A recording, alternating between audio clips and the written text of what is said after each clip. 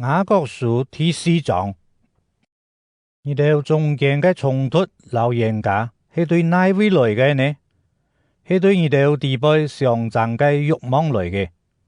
你哋貪圖得唔到就想愛吃人，你哋嫉妒得唔到就衝突老人家，你哋得唔到，因為你哋無求上帝，你哋求也得唔到，因為你哋嘅動機唔錯。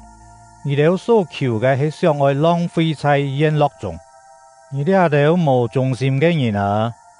感覺你哋唔知同世界做朋友，就係同上帝做對敵嘛？乜人想愛同世界做朋友，就係做上帝嘅敵人。聖經講，上帝並在愛到地位嘅人，有極強嘅慾望。你哋撈到兩句話無乜嘅意思嘛？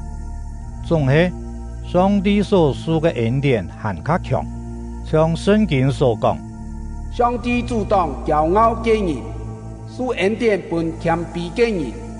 所以你哋愛順從上帝，愛抵抗魔鬼，魔鬼就會閃走。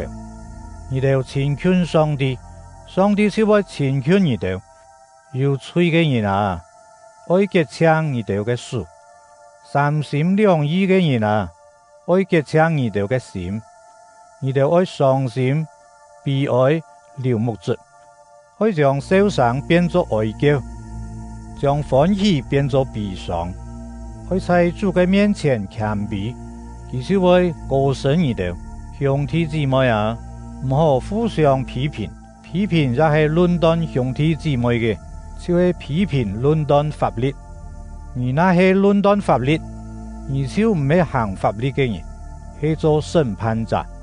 上帝係唯一嘅立法者，老審判者，只有佢才能拯救，能毀滅野蠻人。勇敢論斷別人啊，可死你哦！你哋有人講，佢每日也係天光日，我哋來去渺渺上，才嘅為黑人人做神的穿太前。事實上，你哋連天光日嘅樣板都唔知，你哋嘅生命像乜嘅呢？係像夢魘一樣，出現一下就唔見咗。你哋應當咁樣講，主那恨，我哋就能生下去，做這樣事，做嗰樣事。呢下，你哋竟然拿碰風嘅事來誇口，呢種誇口係邪惡嘅。所以人那第三唔必行，就係佢嘅罪。